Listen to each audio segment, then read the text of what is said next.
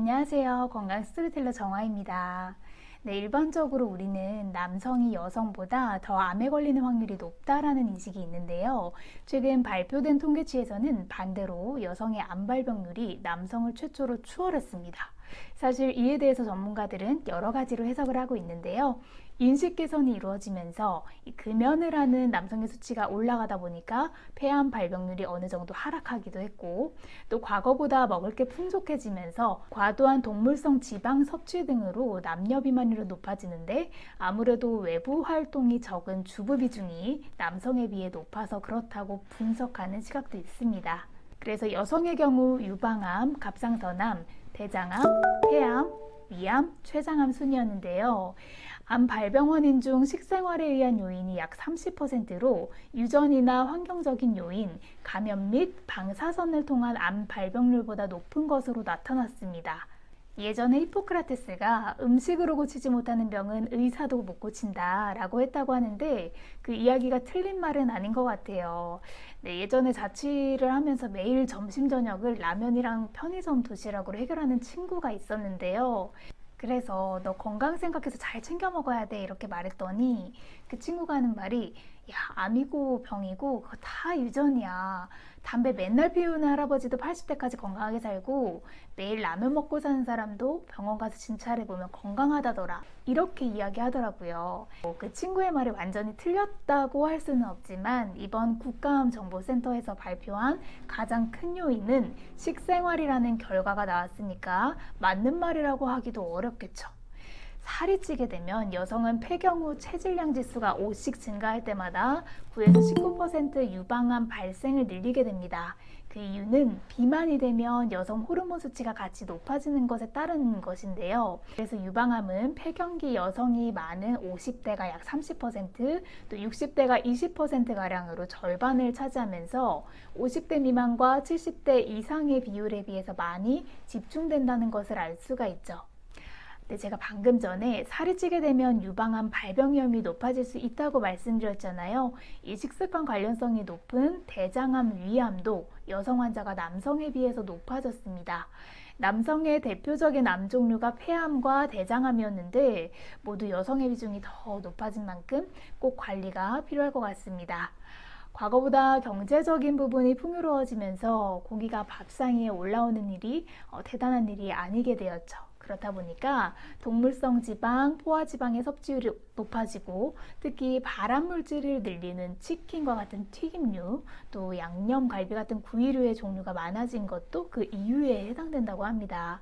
그래서 고기는 삶거나 쪄서 어느 정도 기름기를 제거하고 타지 않게 먹는 수육 방식이 좋습니다. 그래서 이런 식생활에서 발생할 수 있는 암 발병률을 낮추자면 포화지방이 많은 고기류의 섭취를 줄이고, 특히 햄이나 소세지 같은 육가공 부분 절대적으로 피하시는 게 좋습니다. 그리고 고기를 구워 먹을 때 생길 수 있는 탄 음식은 드시면 안 되고요. 채식과 과일의 이 항산화 성분은 정상세포가 암세포로 돌연변이화하는 것을 억제하는 역할을 해요. 그래서 육식을 할 때는 꼭 야채와 함께 먹는 습관을 가지시는 것이 중요합니다. 참고로 평소에 위가 약하신 분들 짜게 드시는 것 피해 주셔야 하고요. 짜게 먹는 습관이 위점막을 손상시켜서 위암의 발병률을 높이는 원인이 되기도 하거든요. 무엇보다 비만이 되지 않게 평상시 식단을 조절하면서 운동을 하는 것이 식생활을 조절하는 것 다음으로 중요합니다. 최근에는 이 운동이 당뇨 환자나 당뇨 위험군까지 간 사람에게 매우 중요하다는 뉴스가 많이 나오고 있잖아요. 그래서 식단과 운동이 우리의 삶의 질에 미치는 영향이 정말 크다는 걸 알 수가 있죠. 그리고 주의하실 분들도 계시는데요. 보기에는 비만처럼 살이 많이 붙어 보이진 않은데, 몸 내부 장기 사이에 낀 내장 지방이 많아서 체지방이 과도한 분들도 있습니다. 이를 우리는 마른 비만이라고 하죠. 전문가들은 비만인 사람보다 마른 비만이 더 위험할 수 있다고 경고합니다. 저희 남편도 작년에 했던 건강검진에서 약간 마른 비만직에 속해서 최근에 한 끼는 완전히 채식으로만 먹는 습관을 가지더라고요. 처음에는 정말 식욕이 너무 당겨서 밤에 자기 전에 배가 고프다고 힘들어했는데, 적응을 하고 나니까 이제는 자고 일어나면 얼굴이 붓지도 않고 또 뱃살도 조금씩 빠지는 것 같아서 좋다고 합니다. 이 마른 비만인 사람의 경우 체질량 지수는 정상인데 반해 체지방 비율이 정상 기준을 초과하게 되는 건데, 우리가 집에서 뭐 체질량 지수니 뭐 체지방 비율이니 이런 걸 따지기는 현실적으로 어렵잖아요. 네, 병원에서 측정하는 것이 가장 정확하지만 자가 진단법으로 대략 전체적인 체격에 비해 허리 둘레가 크거나 팔다리가 몸에 비해 가늘고 또 아랫배가 나왔다면 마른 비만을 의심해 보실 수 있습니다. 또 몸에 근육이 없고 물렁물렁한 살이 잡힌다면 이에 해당한다고 합니다. 이런 분들은 전체적인 섭취 열량을 줄이고 과일과 우유와 같은 당류와 유제품의 섭취량을 줄이는 것도 도움이 됩니다. 지방보다는 단백질이 풍부한 식품을 섭취하는 게 좋은데요. 중요한 건 무조건 굶거나 갑자기 식사량을 확 줄여버리는 것은 피해야 한다고 조언합니다.